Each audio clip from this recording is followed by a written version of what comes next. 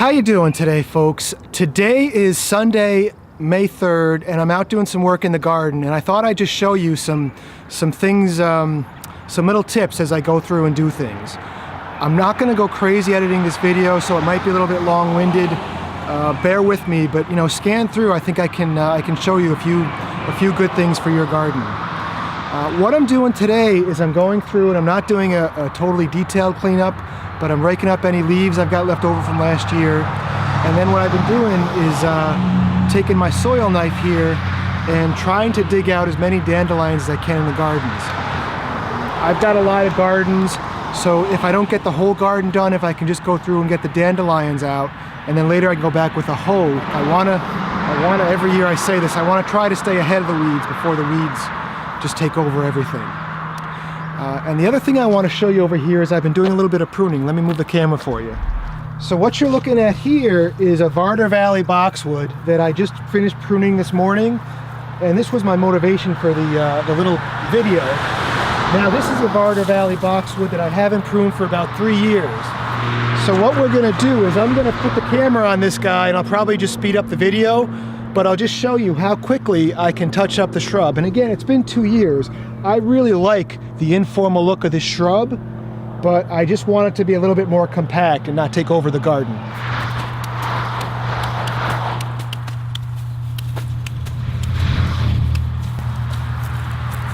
These guys are in full bloom. Look at all that pollen. I don't know, can you see that?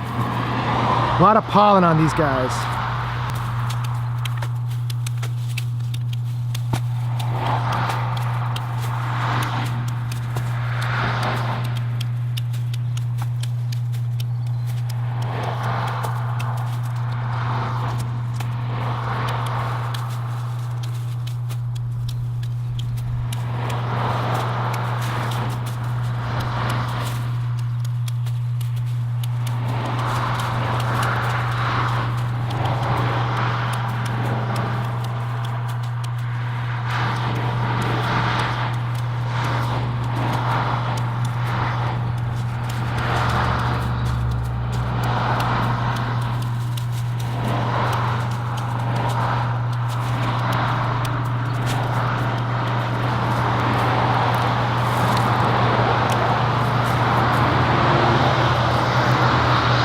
So that's all we needed to do, and I mean, I think it just looks a lot better, you know, with a little bit of pruning, and also prune naturally. You know, I got my pruners on my hip, so I didn't have to go get the hedge clipper. I didn't have to put gas in the tank. I didn't have to run a wire and get the electric hedge clipper. And you know, my pruners are they're razor sharp. So I'm a huge fan of selective pruning. But I'll write the time it took to prune this shrub below the video right here. I'll check my time lapse, and it couldn't have been more than 5 minutes. So check out these daffodils. It's May 3rd and they're in full bloom. They are very late, but I planted this bed about 5 years ago. I dug up the garden, transplanted the bulbs, and made this swath, and every year they keep filling in. And I mean, that's just beautiful. And I want to show you a picture. I was up around 7 this morning. I want to show you a picture I took this morning with that golden light on these daffodils. They're just gorgeous. So I've just been going through the gardens, and wherever I see dandelions, just popping them out.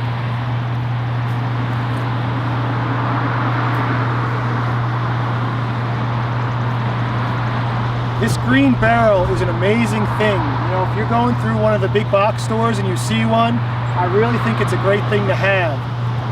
I don't use it for cleaning up a lot of leaves, but when you're working around the garden like this, you can carry a good load, and then what you can do is you can just drag it around. And it also makes it very easy if you have a pickup truck or a dump truck, you can just pick this right up and put it right in the truck.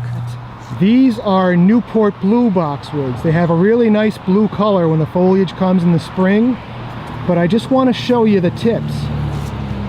The reason that these tips are like this, they're kind of yellowed out, is this is the growth that was just coming at the end of last season. So this was all the tender new growth, and the cold weather just kind of whacked it back and killed it, for lack of a better term. I mean, it's definitely dead. you know, it froze. So I always talk about not pruning too late in the fall, and this is the reason why. If I had come through in like October with a hedge clipper and just clipped the heck out of this shrub, it would be loaded with new growth like this, and it would look pretty nasty at this time of the year. Wouldn't kill the shrub, but it just wouldn't look very nice to look at. Over here, these are my Lenten roses, and I haven't gotten out and cut back last year's foliage yet. I did a video last year on how to do that, but I really like the Lenten rose for that beautiful spring color. Last year I did a video about planting this gold mop Chamaecyparis. I'm happy to say it made it through the winter fine, and this Chamaecyparis right now is about 10 feet tall, and I'm really looking forward, now that it's where I moved it from was in a shady spot, so I'm really looking forward to seeing the plant thicken up a bit. This is the part of the plant that would have been facing the sun, so I faced it towards the house. If we come around to the back of the plant, this is the part of the plant that would have been in the shade, and you can see the difference, how thin the foliage is. But because we're in full sun now, give this guy some time and it's going to thicken right up. So this guy right here, this is Theo. And Theo is our puppy. Theo is 10 months old, and he is a Great Pyrenees, and they are a very large breed. They're what's known as a livestock guardian. So if you ever drive by some sheep, sometimes you'll see these guys out there sleeping, because they're usually up all night protecting the flock. But he is a 10-month-old puppy, and he is just the most wonderful little guy. My dog before Theo was actually a collie, and she was a wonderful girl, Madison, and we lost her last summer. But boy, collies are just, she was nothing but energy. And this guy, don't get me wrong, he's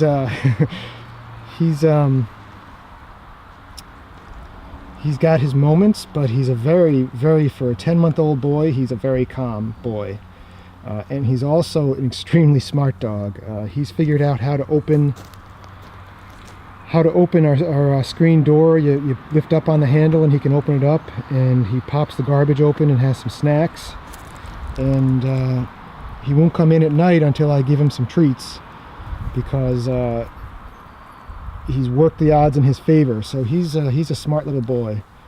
But I've taken this wonderful little puppy, and he is a total truck dog. If I grab my keys, he's ready to go. But I have to be careful, because I actually I did pull my back getting him in or out of the truck once, so I got some steps to help me out. But at one point we'll do a video of Theo doing some tricks. He knows sit, down, touch, and sit, down, touch. He does walk a little bit, and he does leave it as well. We've done two obedience classes, basic obedience classes. Really great breed. So I've been meaning to do an update about my hoop house, woodshed hoop house. I don't remember the title of the video. Woodshed hoop house woodshed. And the plastic on the woodshed did end up breaking last winter. I didn't have it chock full of wood last winter. But what happened was, with my tarps, wherever the seam was on the tarps, that's where they came apart, which was basically down the middle of the shed. So for most of the winter I had this tarp flopping around, and it was pretty, I didn't like having that tarp at all. So last week I got out and I put a fresh tarp on the shed, and I guess what I have to know is just that these tarps only last maybe 2 or 3 years in the full sun. But I did get a chance to reload it, and I've got my Holzhausen inside here. And what I did is rather than trying to make the walls of the Holzhausen really vertical, I tried to keep them somewhat, instead of making them really angled inwards, I tried to keep them more so the pile would go upright, so it doesn't wedge in as much, so I can get more wood in there. So that's where we are with the woodshed hoop house, and I came very close to taking it down. I was really tired the day I took it apart, and I'm glad I stepped away and thought about it for a day, because it's so nice. The wood I've got in there now is some ash and it was standing dead wood, and then there's some other logs that are like 2 years old. And whenever winter gets here, which I hope is really late, this wood is so ready to go. But let me take you around and show you the other side.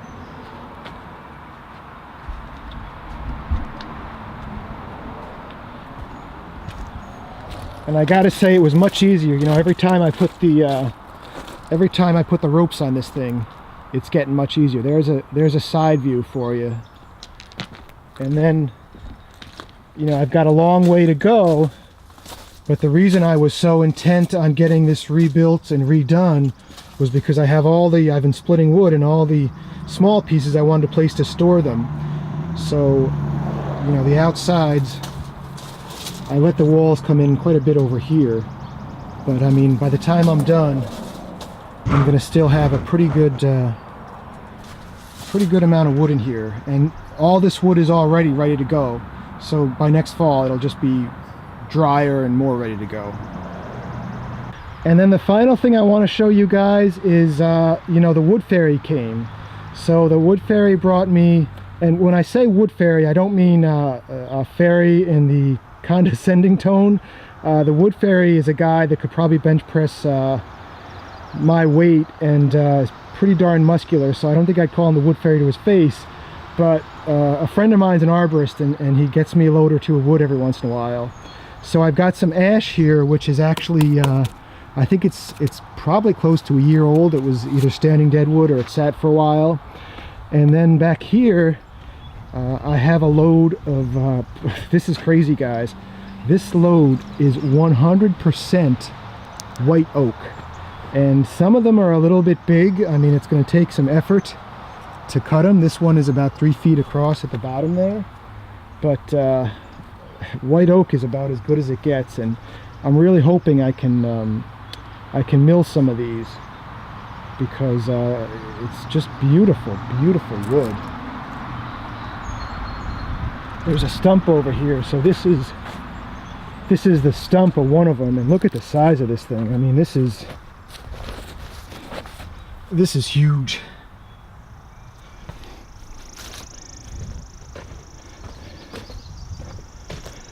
And I milled one log. It was a red oak log, and then I put all my boards under here. If you take a look there, this is not perfect, I'm sure, but I just wanted to kind of see what happens. And I also didn't have any more room in the house, so here's some wood I milled, and we're doing our best to get it drying. But I wish I had covered it sooner, and I also wish I had put some kind of a sealer on the ends, because I'm afraid it's going to crack a bit. But, you know, I'm going to learn. I know I'm going to learn just by even this little experiment I did. I'll end up learning about seasoning or drying wood. So I guess that'll just about do it for our little garden update. And I guess I did end up working some other stuff in as well. But, you know, I think I want to try to, you know, I've been going around, and I don't know what happened, but I've been watching a lot of the guys who mow lawns make like little weekly vlogs and talk about business and such. And I'm not sure I'll ever talk about how to run a business or how to grow a business, because that's not really my area of expertise. My area of expertise is horticulture and hopefully making boards too. But it's really fascinating to listen to these guys talk, and to just kind of know we're all in the same boat. Or, you know, I was having a lot of flashbacks listening to these guys who mow lawns, who most of them are in their 20s or early 30s, and it takes me back. You know, when I started out, I mowed lawns, but it kind of got me thinking that maybe I should be making more of these little update videos, because you can pass along some knowledge. So I said I'd try not to be long-winded, and I'm being long-winded. So thanks for watching today, folks. Have yourselves a wonderful day, and we'll see you soon. Take care.